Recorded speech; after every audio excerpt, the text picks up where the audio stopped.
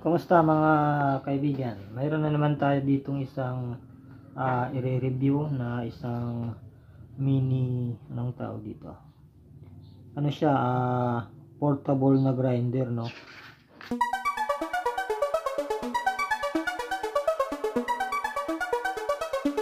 Maliit lang siya. 12 volts. Actually may 24 volts din na available, no?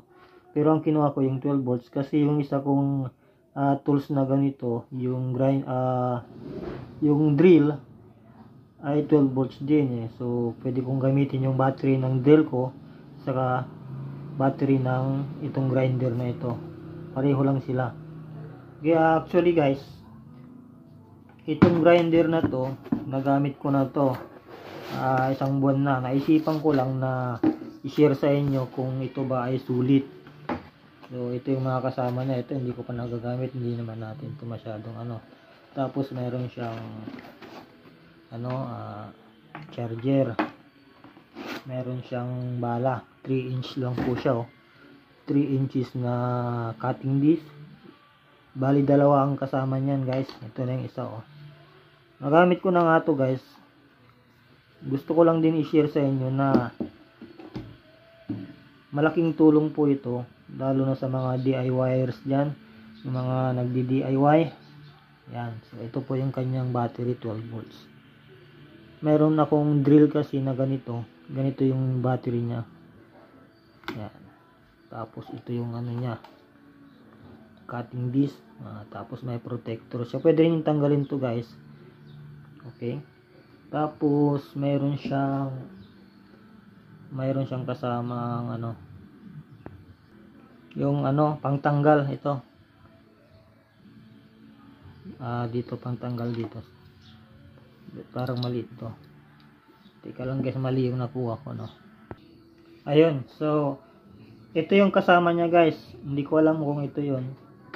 Try natin.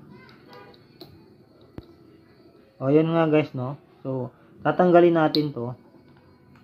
Hihilain natin tong itong kulay pula na to pataas. Yan.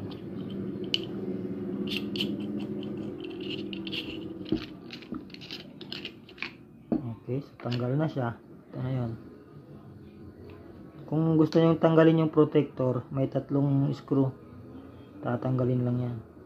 Okay, so ibalik na natin. Tapos papakita ko sa inyo kung gaano kalakas siya or gaano siya ka effective pag cutting.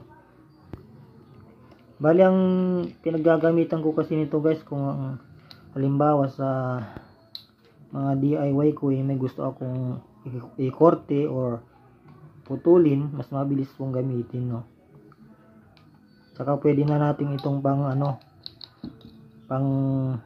pangkinis, pangpakinis ng trabaho natin sa mga wood, mga ganon, mga pangliha, pwede po. Yan, higpitan natin. Okay, tapos ito check natin guys kung fully charged siya para gagamitin natin sa pang-cutting. Tingnan natin kung hanggang saan aabot yung capacity ng battery ng ganito. Ito guys, bali full charge ito guys. Susubukan natin kung gaano siya katagal gamitin. Okay. Makikita niya dito yung niya, yung battery. Sisindi ko. Okay. Double check natin kung mahigpit. Okay. Kukuha ko ng bakal. Ito na lang yung pang sample natin. Bakal po yan guys, para siyang flat bar. Subukan natin dito. Pasok natin pa. Yan. So ayan, susubukan natin dito guys Naubusan tayo ng memory ng cellphone, kaya hindi ko na kuhanan. Kala ko nagre-record pa siya. Pero guys, tingnan niyo siya guys, malapit na siyang maputol. Hindi ko lang kasi pansin, di na pala nagre-record. So ituloy natin to. Mainit guys, kaya nag-gloves ako. Mainit yung bakal.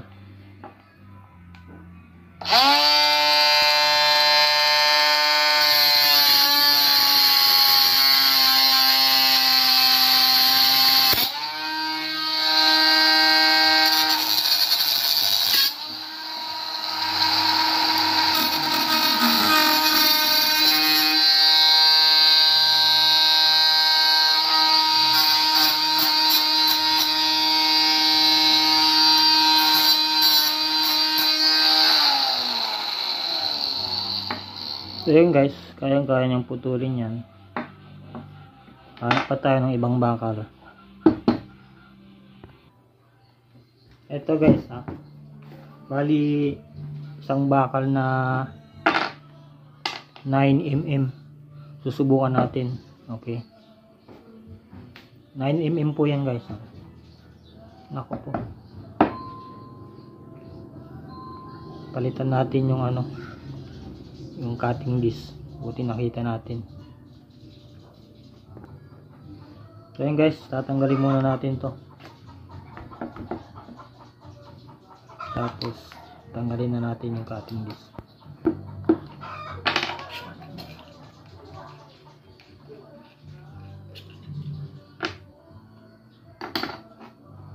Bali yung kasama nilang, yung sinasama nilang cutting disc guys, hindi sila kumbaga hindi siya heavy duty, no?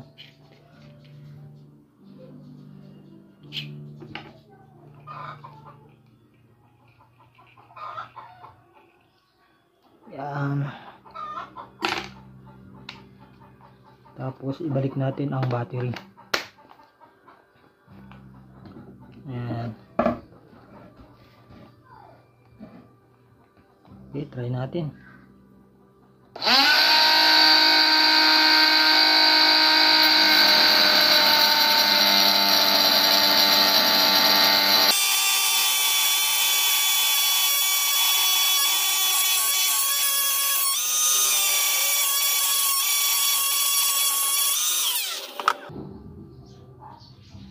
Kaya naman niya guys, kaso parang gusto kong magsuot ng eyeglass para sa protection. Okay, so ituloy natin.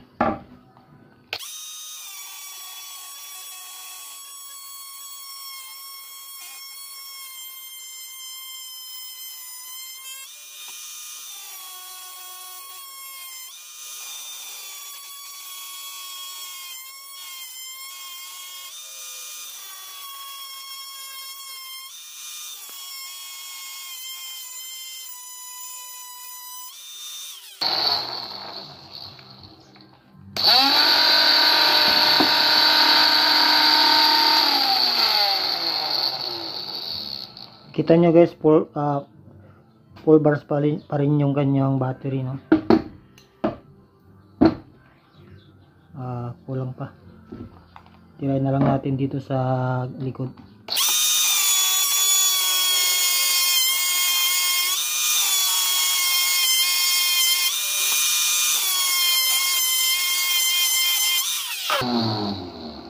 Nakakangawit.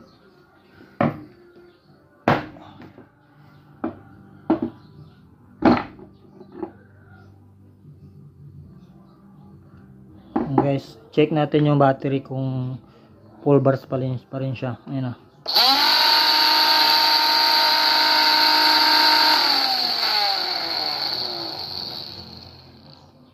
So yan guys, hanggang dun lang ang ating review, no, ang ating video.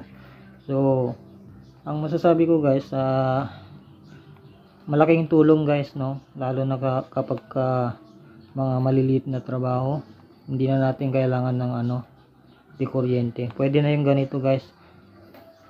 Advice ko lang, bibili tayo ng heavy duty na 3 inches na cutting disc para mas maganda yung pagkakat natin. So ayan guys, napakamura nito. Siguro nabili ko to ng 400 plus kasi may mga voucher tayo sa Lazada, no. So yun guys, maligayang bagong taon sa inyo. Sana lagi tayong mag-iingat at God bless. Thank you.